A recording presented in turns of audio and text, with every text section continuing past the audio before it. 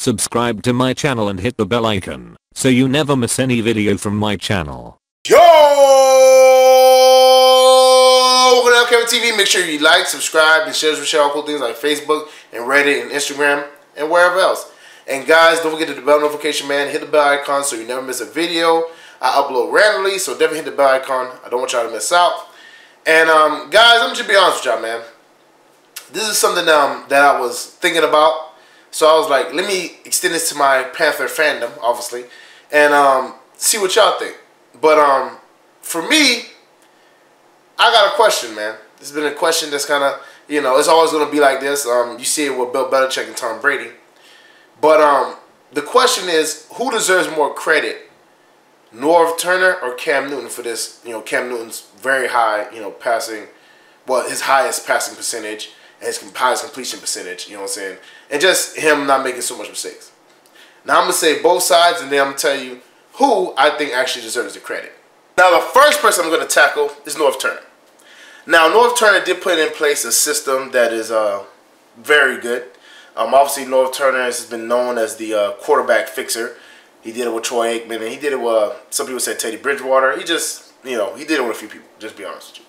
And he also holds, mind you, because he was a receiver coach too, he also holds his receivers to a higher standard. And that's part of the reason why they brought in Jarius Wright, because his system is kind of difficult to understand and get a hold of. And he really holds his receivers to a higher standard. Like, obviously, Devin Funchess and everything, they were saying that he wants everything very precise. He's kind of like a perfectionist in that sense. So he wants everything very precise. And because of that, you know, it took everybody's everybody's game to a higher level. Jarius Wright was used to it, obviously, because he played with him before in the Vikings. But obviously, you know, Devin Funchess, Torrey Smith, Curtis Samuel, these guys, they weren't used to that. Mike Shula was definitely not that. He wasn't, you know, a perfectionist, and he was never known to taking receivers' levels up. Also, you know, his blocking schemes and everything. He's known, like I said, to be a quarterback fixer also. He's known to be a good offensive coordinator. And as far as quarterback fixing, he kind of, you know, he taught to Cam. You know, obviously his son, Scott Turner, is the quarterback coach for Cam Newton now also.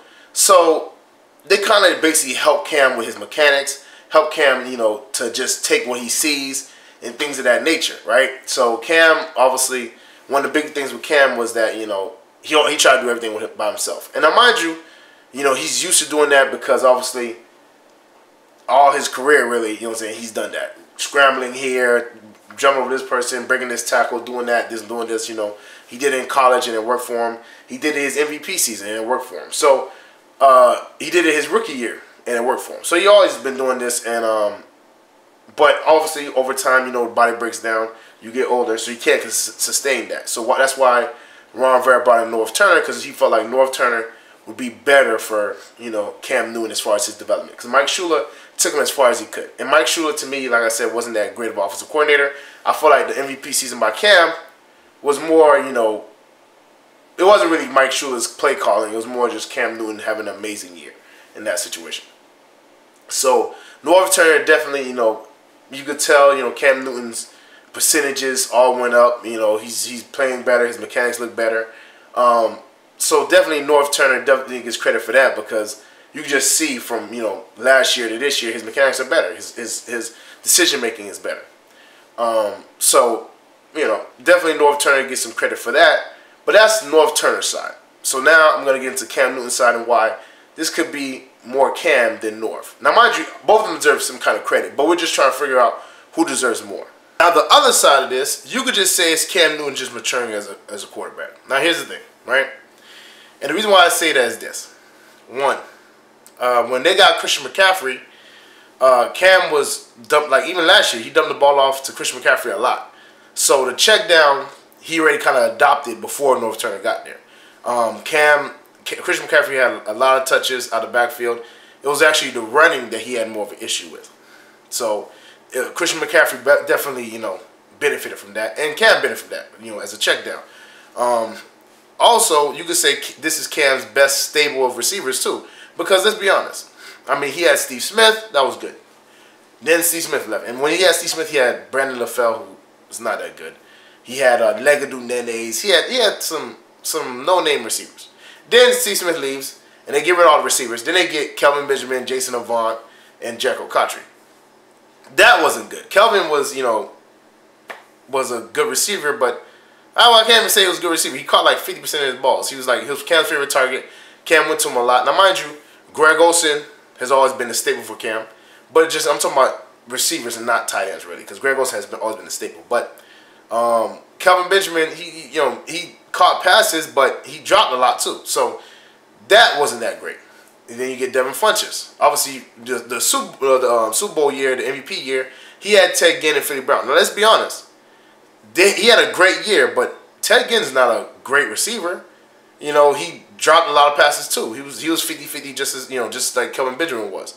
You know, Philly Brown, he wasn't a great receiver. I mean, he's not, you know, winning no, you know, receiving awards. Like, you know what I'm saying? So you can honestly say that Cam never had a stable of receivers that were reliable, that caught the ball well, and you know, you could barely say he had a #1 receiver his whole career too. I mean, besides Steve Smith, Kelvin, you know, I can't really say he was the #1 receiver. He only had 1,000-yard season, and that was his rookie season. That was by far his best season. He was out of shape most of the times and all that. So Cam never had a dominant #1 receiver besides Steve Smith, who he only had for a little bit, and they shipped him out of there.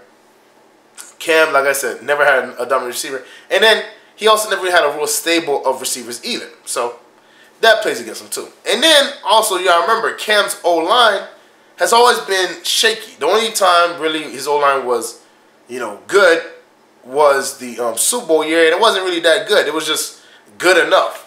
You know, obviously he got exposed during the Super Bowl. We know how that went. Cam was getting hit like crazy. Von Miller was raping, demolishing, you know, Mike Rimmers. You know, it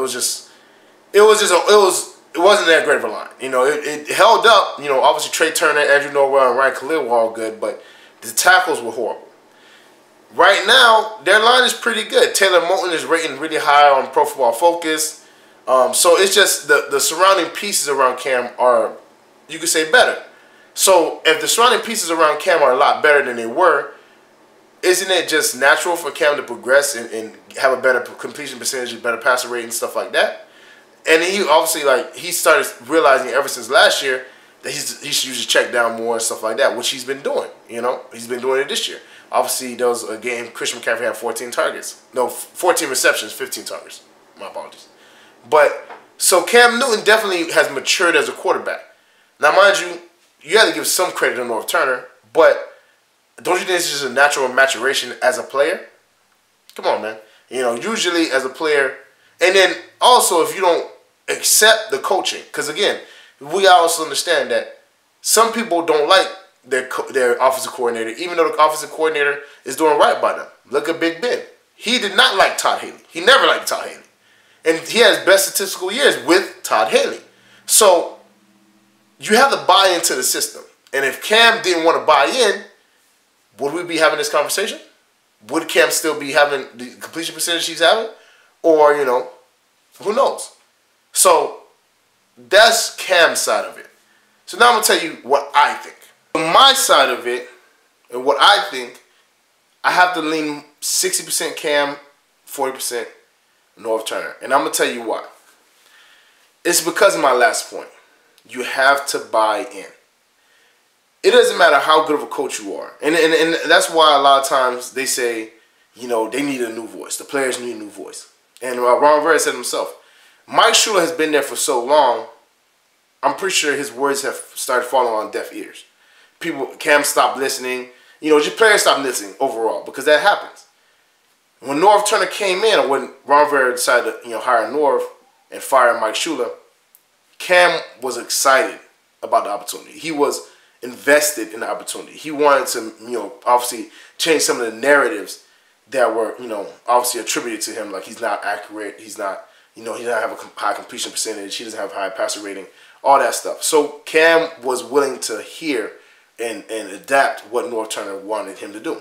Now, mind you, Norv Turner, like I said, is known as a quarterback fixer. And it's partly because of his reputation that Cam Newton was open to him. But just in general, man, it's one thing to hear somebody, it's one thing to apply it to what you're doing. And Cam has actually applied it. And also, the team around Cam offensively, you would consider better. I mean, obviously, Cam has two really good tight ends in Greg Olsen, and I think Ian Thomas is really good. Now, mind you, he had two good tight ends with Greg Olsen and Ed Dixon, and Jeremy Shockey and Greg Olsen. So I'll give you that. Receiver-wise, now nobody's as good as Steve Smith was, but you know, you don't necessarily have to have somebody as good as Steve Smith is. You just have to have pieces that can catch the ball when you need to, and he has that. Jarvis Wright, Devin Funches, you know, even Torrey Smith makes some catches. Now, mind you, me personally, and that's with injuries. You know, we're 2-1 with injuries, and that's all them players are gonna come back. Curtis Samuels, Demir Bird, you know, DJ Moore should get more snaps. So I think this is Cam's best receiving core, you know, as far as receivers.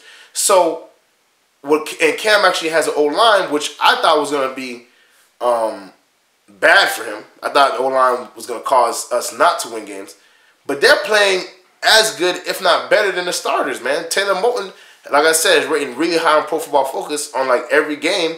He's been playing great. Chris Clark, he's playing, you know, he's doing a great job at left tackle, which I didn't expect too. I wanted Taylor Moton to be a left tackle. So, and Taylor Moton played pretty good at left tackle too, just be honest. But, you know, that's just how it is. So it's like Cam actually has time in the pocket. Cam's not getting hit and running for his life half the time. Cam has a check down that's reliable, and Christian McCaffrey, because obviously if you get targeted 15 times, you catch 14 passes. That's really good catching rate, you know. So he has a reliable pass catcher from out the backfield, Christian McCaffrey.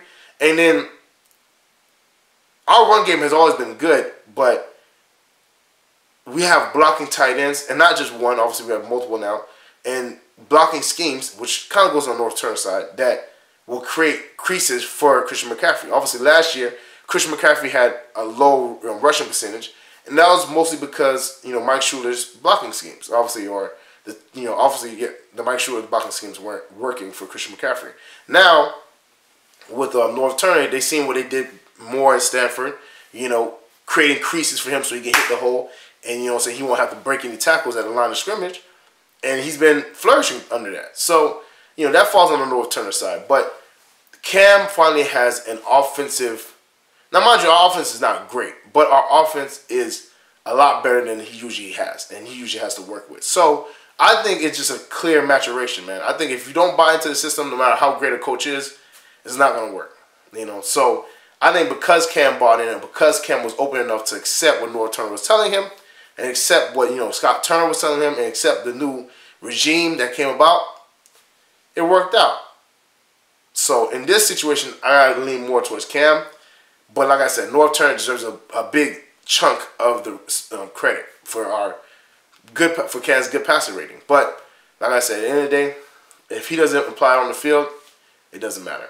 Well, that's it for me, guys. Make sure you like, subscribe, and share this with y'all cool things like Facebook and Reddit and Instagram and wherever else.